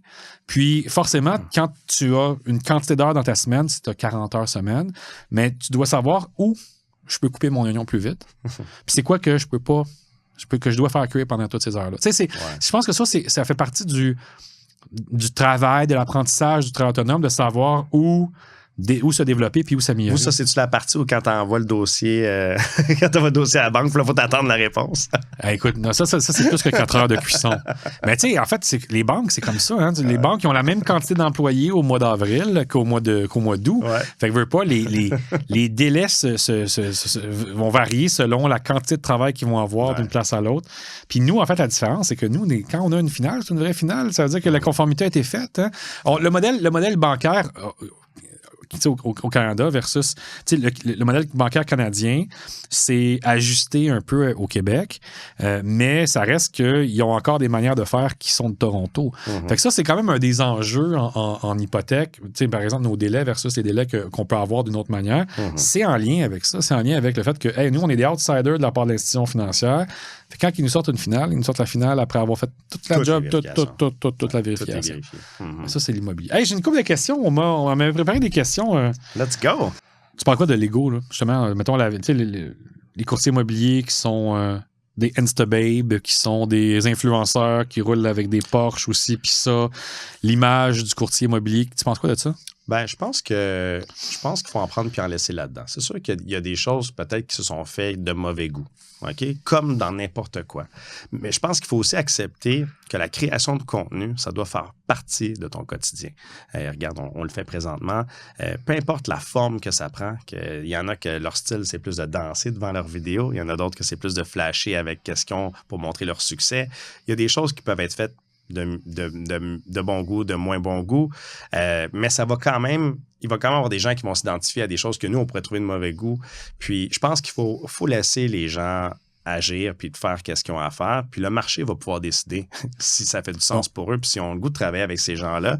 Fait que, tu sais, on n'a pas à je pense que, tu sais, si on veut trop contrôler ça, je pense que ça, c'est quelque chose qui est wrong. Après ça, le contenu en soi, faut créer du contenu. Faut nourrir la bête. Faut nourrir la bête des médias sociaux. On est rendu là. Il faut accepter ça que si tu veux réussir, ben, ça fait partie de ton travail. Il y a même, je pense que c'est Gary Vaynerchuk, je pense qu'il disait ça, que 50% de ton temps devrait être consacré à faire du contenu maintenant en tant qu'entrepreneur. C'est rendu ça. On est rendu là. Qu'est-ce que tu veux que je te dise? Puis c'est une chance énorme. Là. Pense-y là, combien ça coûte pour pouvoir avoir un nombre de vues comme tu peux avoir avec un podcast ou avec un short que tu vas mettre sur les réseaux sociaux. Combien ça te coûterait pour avoir le même nombre de vues à une émission de télévision? C'est énorme la chance. C'est une chance énorme qu'on a, puis on se rend pas compte que c'est des petits efforts qu'on a à faire pour créer du contenu, mais qui nous permettent d'avoir des paires de yeux qui voient ta business, puis qui te connaissent, puis qui développent une relation avec toi qui est hyper pertinente. Mais je vais retenir, le mauvais goût des uns peut être le bon goût des autres. Ouais. Fait que, non, mais rendu là, c'est ça qui arrive. S'il y a des gens que c'est ça qu'ils recherchent, puis c'est bien important. Peut-être une question... l'accessibilité à l'immobilier pour les jeunes générations. Ouais. Alors que l'immobilier, la même maison, tu as peut-être vendu une maison il y a 22 ans, 112 000. La même maison, aujourd'hui, se vend à 550 000. Ouais. C'est un gros problème. Comment tu vois ça pour les jeunes qui vont devenir... Tu as des enfants, comment tu vois ça pour cette génération-là? C'est plate, mais on le voit en ce moment même. Il y a de plus en plus de love money là, qui est impliqué là-dedans. Que pour pouvoir accéder à la propriété, ben, on n'a pas le choix de demander... Puis c'est pas tout le monde qui a cette chance-là, d'abord et avant tout, d'avoir des parents qui sont en mesure d'aider à la mise de fonds, par exemple. Mais c'est ça. C'est une réalité. On est rendu à cette étape-là où papa, maman, au lieu de me préparer un héritage, j'ai besoin d'aide pour ma mise de fonds. Un héritage du vivant. Exactement. Il y a le double de monde en Ontario, le double de parents en Ontario qui aident leurs enfants qu'au Québec. Parce que les prix de l'immobilier à Toronto, entre autres, c'est ça. Fait que forcément, je pense que ça va s'en venir. Plutôt que de laisser de l'argent quand on meurt et que nos enfants ont 55 ans, c'est peut-être à ce moment-là. OK, fait que là, mettons quelqu'un qui est intéressé à entendre plus sur PGL, il fait quoi? Il s'en va où? Ben, il y a deux chemins chez nous pour pouvoir juste s'approcher tranquillement de l'information disponible chez PGL. La première, c'est pour des gens qui vont peut-être être pas prêts à passer à l'action. Ils ne sont pas nécessairement intéressés à changer d'agence, mais ils veulent mieux connaître qu'est-ce qu'on a à offrir. Moi, j'ai décidé d'offrir de l'information à tout le monde. Peu importe ton agence, j'ai de l'information gratuite à t'offrir. Puis, ça fait en sorte que, justement, ils peuvent mieux connaître qu'est-ce qu'on a. Ils peuvent utiliser nos systèmes, nos techniques qu'on va leur montrer dans ces formations-là, gratuites, pour pouvoir les appliquer directement à même leur propre bannière actuelle. Donc, tranquillement, je me dis, plus qu'on va donner comme ça, plus qu'on va aider des gens à réussir dans leur bannière, plus qu'ils vont avoir le goût. Il y en a quelques-uns là-dedans qui vont choisir de venir vers chez nous. Donc, on va donner sans rien attendre à recevoir. Fait que pour ça, en moyenne, il va y avoir une formation par mois qui va être offerte. Fait que si on va sur le site go.pgl.imo, on est capable de voir la prochaine formation disponible. Donc, elle est disponible en personne dans une région. C'est comme la prochaine, elle va être à Québec. Il y en a une autre qu'on va faire à Laval. Il y en a une autre qu'on fait à Montréal. Une autre sur la Rive-Sud. Puis, chaque mois, il va y avoir une formation comme ça où les gens peuvent assister, peu importe leur bannière. C'est gratuit. On n'est pas là pour faire un gros pitch de vente. On est vraiment là pour délivrer de la valeur, pour les aider à régler certains problèmes, puis les aider à évoluer dans leur profession, puis dans leur business. Fait que ça, c'est quelque chose qui est gratuit, qui peuvent accéder en personne ou en ligne. Puis de cette manière-là, ça leur permet d'évoluer. Fait que c'est vraiment le premier chemin qu'on offre aux gens, de la formation gratuite ouverte à tous. L'autre chose, bien sûr, c'est qu'il y a des gens qui veulent avoir plus d'informations sur le modèle PGL. Comment est-ce qu'on peut les aider par rapport à ça? Ça, on les invite à nous contacter directement. Ils peuvent m'écrire en privé sur Instagram, peuvent m'écrire directement à partir du site web pgl.imo, qui est là où ils vont pouvoir avoir beaucoup d'informations. Il y a déjà une vidéo complète de 20 minutes qui peuvent accéder aussi sur le site, où ce qu'on détaille sur une entrevue que j'ai faite avec Pierre Jobin de TVA Nouvelles. Et puis, dans le fond, ce qu'on fait avec cette vidéo-là, c'est qu'on explique les frais, on explique notre modèle, on explique ce qu'on a à offrir. Puis, les gens ils peuvent remplir l'information pour pouvoir avoir un one-on-one avec moi pour que je puisse répondre à toutes leurs questions puis les aider dans leur modèle d'affaires. Puis, à ce moment-là, le call qu'on fait ensemble, quand quelqu'un veut se booker avec moi en one-on-one, c'est un coaching, comme j'expliquais tantôt. Donc, vraiment, là, une demi-heure à 1 heure, gratuite avec moi, où ce que je t'aide à mettre des stratégies en place dans ta business. Puis après ça, si tu décides de venir chez nous, on va les faire pour toi. That's it. Fait que c'est comme ça qu'on va pouvoir aider les gens à bien évoluer au travers de leur parcours. Good. Moi, j'invite les gens à aller sur le www.hypothèquelupien.com. En fait, nos différents modèles d'affaires sont là. Puis les gens peuvent choisir à partir de là si c'est plus l'approche d'équipe à point hypothèque, c'est plus l'approche solo émission hypothèque ou c'est plus l'approche je bâtis mon équipe, je me bâtis en white label. À ce moment-là, c'est le modèle nommez votre propre nom comme vous le voulez. Merci Francis encore une fois. Merci à toi.